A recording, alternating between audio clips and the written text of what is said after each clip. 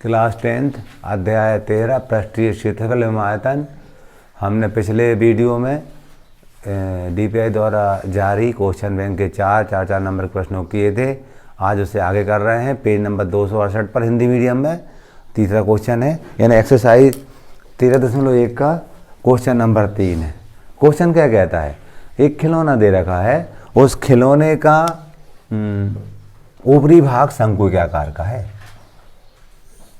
उसका खिलौने का ऊपर वाला भाग शंकु के आकार का है, ठीक है।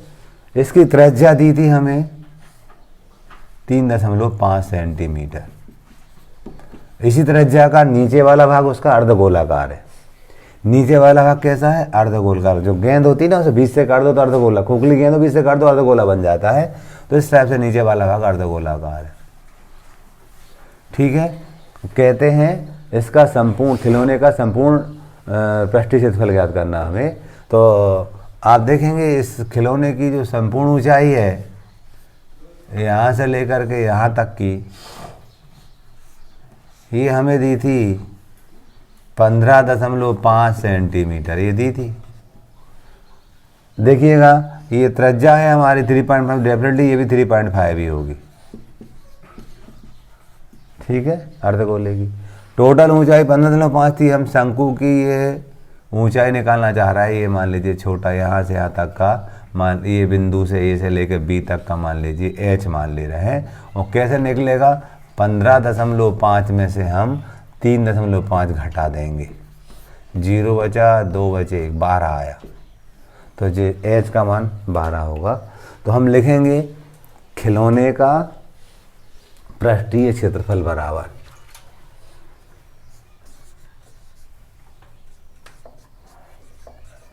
खिलौने का संपूर्ण पृष्ठीय क्षेत्रफल बराबर शंकु का वक्र पृष्ठ होगा और अर्धगोले का। तो यहाँ पर लिखेंगे शंकु का वक्र पृष्ठीय क्षेत्रफल धन अर्धगोले का वक्र पृष्ठीय क्षेत्रफल, अर्धगोले का वक्र पृष्ठीय क्षेत्रफल। शंकु को जानते थे पाई आर एल होता है, अर्धगोले को जानते थे 2 पाई आर वर्ग होता था। आर तो हमें दे रखा था, पाई हम कॉमन ले सकते हैं और एल का मान निकालना पड़ेगा। हम शंकु के लिए जानते थे, ये शंकु में हम जानते हैं शंकु की ऊंचाई तो जे वाली है, लेकिन यहाँ से लेकर के यहाँ तक की ये तरह ऊंचाई कहलाती है। क्लियर ना, ये एच कौन सी वाली निकाली हमने, जे वाली एच है जी, ठीक है ना। जित एल कहलाती है। कहाँ से, यहाँ से यहाँ तक की मान लो ये सी बिंदु, यहाँ तक की एल कहलाती है। हमें मालूम था जो शंकु की तरह ऊंचाई एल होती है वो अंडर रूट के अंदर एच का वर्ग धन आर का वर्ग, ये सूत्र होता है तरह ऊंचाई ज्ञात करने का। शंकु की तरह ऊंचाई ज्ञात करने का सूत्र होता है, इसके माध्यम से निकालेंगे। तो देखिएगा एच का मान तो हमारे पास 12, तो 12 का वर्ग, आर का मान 3.5 का वर्ग, 12 का वर्ग हो जाएगा 144 और 3.5 का वर्ग करेंगे तो हम क्या करेंगे, 3.5 में 3.5 का गुणा करेंगे। 25 को हटा दो, 5 3 15 2 17, 3 5 15 को हटा 1, 3 3 9 और 1 10, तो 5 12 2 हटा 1 2, दशमलव कितने अंक के बाद, 2 अंक के बाद, तो ये आया 12.25। अब क्या करेंगे हम 144.00 में 12.25 जोड़ेंगे तो 5 2 6 और ये 5 और 1 सही है। इसके हम क्या करते हैं, भाग विधि से वर्गमूल ज्ञात करते हैं, क्योंकि ये करनी के अंदर आएगा हमारा पूरा। एल का मान जो है वो करनी के अंदर है 156.25। भाग विधि से वर्गमूल निकालेंगे तो क्या होगा हमारे, हम दो की संख्याओं के जोड़े बनाते हैं राइट हैंड तरफ से। यहाँ पर क्या आया हमारा, 1 आया तो एक बार भाग जाएगा, 1 यहाँ लिखते 1 यहाँ लिखते 1 यहाँ जोड़ते भी हैं हम, 2 हो गया, घटाया तो यहाँ 0 बचा, उतारिए जोड़े से उतारे 56 की, 2 का भाग इसमें देंगे 2 बार गया, 2 यहाँ लिखेंगे 2 यहाँ लिखेंगे, गुणा करेंगे इसमें 44 आएगा, 2 यहाँ जोड़ेंगे 24 हो गया। तो यहाँ 2 बचा, यहाँ 1 बचा, दशमलव लगाया और ये इसकी उतारी आई, ठीक है। अब क्या करेंगे हम, इसका भाग देंगे इसमें। तो देखिएगा 2 का बाड़ा इसमें पढ़ रहे हैं हम, 10 बार जाता है, ज़्यादा हो जाएगा। 9 बार देखते हैं, 9 बार में भी ज़्यादा हो रहा है ना। क्या करेंगे हम, इस प्रकार से करते जाएंगे तो हम कहेंगे 5 बार जाएगा, 5 यहाँ लिखेंगे और 245 में 5 गुणा करेंगे। 5 पंजे 25 के 5 आता है 2, 5 चौके 2, 22 के 2 आता है 2, 5 दूनी 10 और 2 12। ये 8th की बात थी। इस प्रकार से 12.5 इसका एल का मान आता है। क्या करते हैं, पाई का मान ले लिया, ले सकते हैं पाई का मान, और आर भी का मान ले लिया, बाद में रख देंगे। पाई आर का मान ले लिया, यहाँ बचा एल धन, यहाँ बचा 2r, मान रखेंगे। पाई आर का मान था हमारे पास 3.5, एल का मान था 12.5 धन 2, इसका मान था 3.5। पाई 3.5 इसको जोड़ गुणा करेंगे 12.5, इसमें गुणा करेंगे तो 35 दूनी 70, 7.0 आएगा। जोड़ देंगे हम पाई 3.5, चाहो तो पाई का मान यहाँ 22/7 रख दो, क्योंकि कटते दिख रहा है, 22/7 रख दिया हमने, ठीक है। इसको करेंगे हम तो ये हो जाएगा 19.5, काटेंगे 7 एकम 7 और 7 पन्ना 35, गुणा करेंगे हम 19.5 में 0.5 का करेंगे। 5 पंजे 25 के 5 आता है 2, 5 45 2 47 आता है 4, 5 एकम 5 4 9, 10 लो 2 अंक के बाद था 1 और 1 2 अंक। अब गुणा करेंगे इसमें हम 22 का, 2 पंजे 10 की शून्य आता है 1, 14 और 1 15 5 आता है 1, 2 9 18 और 1 19, इसमें करेंगे तो 0 5 9 1 वही आएगा। 0 5 14 4 आता है 1, आता है 1, ये दशमलव कितने अंक के बाद, 2 अंक के बाद, दशमलव यहाँ लगा देंगे। 214.50 वर्ग सेंटीमीटर, ठीक है। ये क्वेश्चन नंबर हमारा आज का पहला हुआ, जो कि क्वेश्चन बुकलेट से लिया गया है। पेज नंबर 268 का छठवा, 268 का छठवा, यानी प्रश्न वाली 13.1 का छठवा क्वेश्चन कर रहे हैं। और छठवे क्वेश्चन करने के लिए हमें एक दवा का कैप्सूल दिया था। कैप्सूल का बीच वाला भाग बेलनाकार है और दोनों भाग उसके अर्धगोलाकार है। हमने ये इस टाइप से बनाया कैप्सूल है, ठीक है। ये बीच वाला भाग हमारा कैसा बेलनाकार है और सिरे वाले दोनों भाग कैसे हैं हमारे, अर्धगोलाकार। इस टाइप से, इस टाइप का दवा कैप्सूल है। इस कैप्सूल की जो लंबाई दी थी, यहाँ से यहाँ तक की दी थी हमें 14 mm, 14 मिलीमीटर इसकी लंबाई दी थी। और हम कहते हैं इसका जो व्यास होता ना, व्यास, वो हमें दिया था, व्यास का मान 5 mm।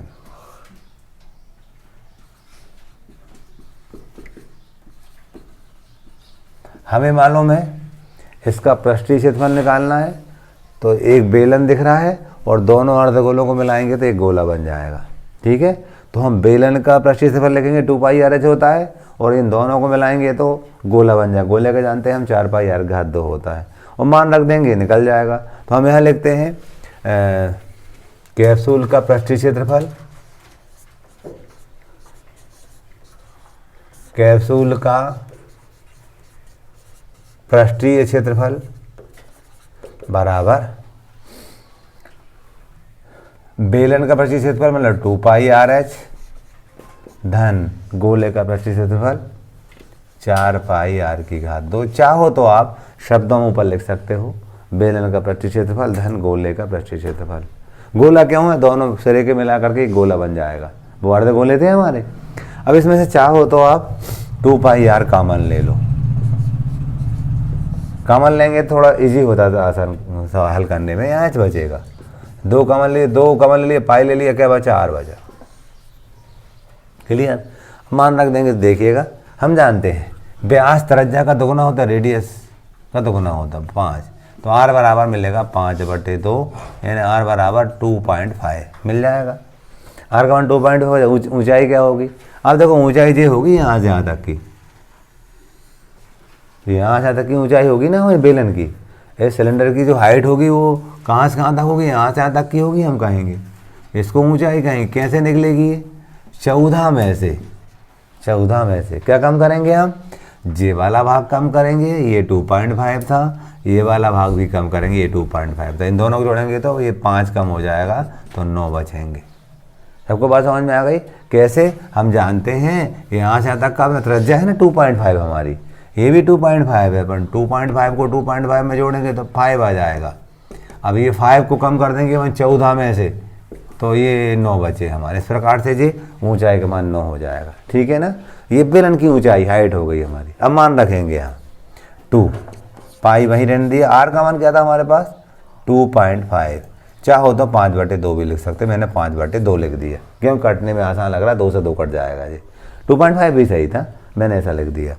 अब एच का मान हमारे पास 9 है, धन 2, और आर का मान क्या था हमारे पास 5/2। वो तो लिखा 5/2 लिखो या 2.5 लिखो, मैंने 5/2 लिख दिया क्योंकि 2 से 2 कटते दिख रहा है। ठीक है, आगे चलेंगे हम, तो देखिए 2 से 2 काट दिया हमने, पाई बचा, ये 5 था 9, यहाँ पर 2 से 2 कट गया, 5 बचा। ठीक है, पाई यानी 22/7 लिख सकते हैं, क्योंकि कटते दिख रहा है, 9 और 5 14 हो जाएंगे। देखते हुए पाई का मान 3.14 रख सकते हैं, 22/7 रख सकते हैं। आप देख लो यहाँ कौन सी बात उचित लग रही है अपने को।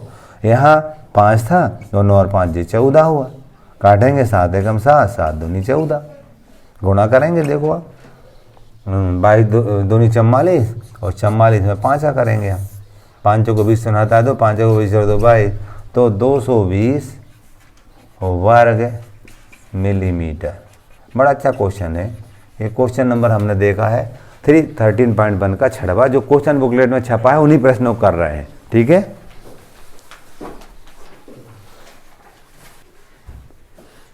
क्वेश्चन नंबर आज का तीसरा था 276 पेज का दूसरा क्वेश्चन, हिंदी मीडियम बुक में 276 पेज का दूसरा क्वेश्चन, प्रश्न वाली 13.3 का दूसरा है। एक्चुअल में हमें क्या है, इसमें 3 गोले दे रखे थे, उन गोलों की त्रिज्या दे रखी थी, उनको पिघला करके एक बड़ा गोला बनाया जाता है, उस बड़े गोले की त्रिज्या ज्ञात करना। अच्छा महत्वपूर्ण क्वेश्चन है। तो हम कहते हैं एक गोला हमें ये दे रखा है, इसकी त्रिज्या हमें 6 दे रखी थी, दूसरा दे रखा है ये, इसकी त्रिज्या हमें 8 दे रखी थी, तीसरा और दे रखा हमें, इसकी त्रिज्या हमें 10 दे रखी थी। थोड़ा 6, 8, 10 तो अंतर बनना, छोटा बड़ा फिर सबसे बड़ा, फिर इन तीन को पिघला करके एक बड़ा गोला बनाया जाता है। इस बड़े गोले की त्रिज्या क्या करना, मान ले रहा है बड़े गोले की त्रिज्या R है। डेफिनेटली इन तीनों को पिघला कर इसको बना रहा है, तीनों का आयतनों का जोड़ इसके आयतन के बराबर होगा। तो यहाँ पर मैं समझने के लिए धन लगा रहा हूँ, डेफिनेटली ये इसके बराबर होगा। तो अब मान ले रहे हैं इसकी त्रिज्या R1 है, इसकी त्रिज्या R2 है, इसकी त्रिज्या R3 है। त्रिज्या को तो रेडियस R कहते ही हैं, लेकिन सफिक्स में 1 2 3 लगा दिया मैंने। ठीक है, हम लिखेंगे इस गोले का आयतन, हम जानते थे 4/3 पाई R की घात 3 होता है। यहाँ पर भी 4/3 पाई R की घात 3 होता है, यहाँ पर भी 4/3 पाई R की घात 3 होता है, क्योंकि यहाँ R1 ले रहा है, यहाँ R2 ले रहा है, यहाँ R3 ले रहा है। इधर भी करेंगे हम 4/3 पाई R की घात 3, बड़ा R लिया है, कोई दिक्कत तो नहीं।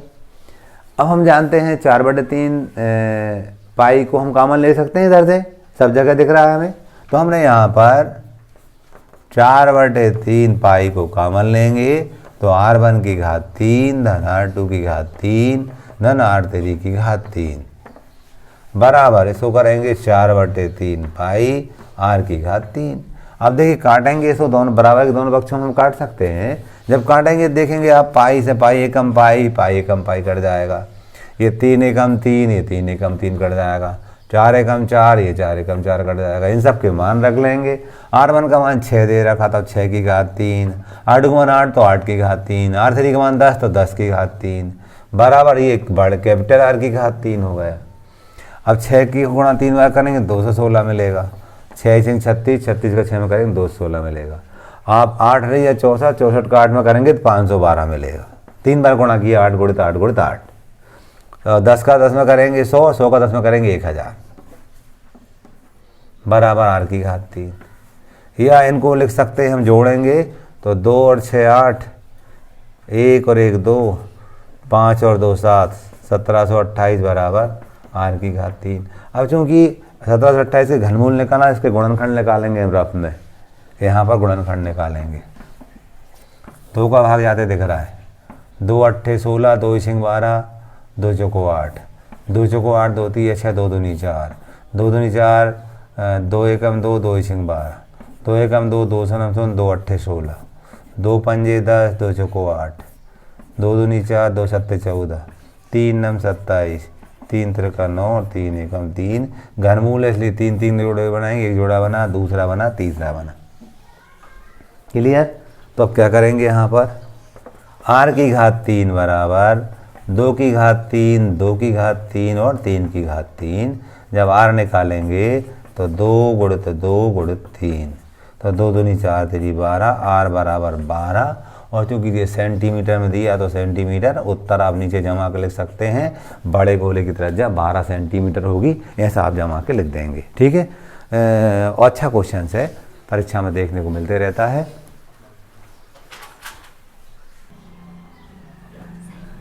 पेज नंबर 276, सवाल नंबर 6, ना प्रश्नावली 13.3 का सवाल नंबर 6 करना है। 6 करने के लिए वो कहते हैं एक घनाभ बनाया जाता है। घनाभ मतलब ईंट देखी ना आपने, ईंट जैसा, यानी मेरे हाथ में ये रखा हुआ है, ये घनाभ के आकार का है। ऐसा क्यूबाइड बनाना है, चांदी का बनाना है। किससे बनाना है? सिक्कों से। किससे बनाना? सिक्कों से। सिक्के आप जानते हैं, सिक्कों को आप सिलेंडर के रूप में मान सकते हैं, ये बेलन के आकार का है। तो इन कितने सिक्कों की ज़रूरत पड़ेगी ये निकालना है। तो हम क्या करेंगे, क्यूबाइड का वैल्यूम निकालेंगे, इसका आयतन निकालेंगे हम, घनाभ का आयतन निकालेंगे हम, उसमें एक सिक्के के आयतन का भाग दे देंगे। ठीक है, तो हमें सिक्कों की संख्या मिल जाएगी। इसकी लंबाई, चौड़ाई, ऊंचाई दे रखी थी हमें, इसके लिए भी इसकी मोटाई दे रखी थी, सिक्के की मोटाई 2 mm दी थी हमें, और इसका डायमीटर जो व्यास हुआ दिया था 1.75 सेंटीमीटर दिया था। ठीक है, तो हम यहाँ पर लिखेंगे सिक्कों की संख्या बराबर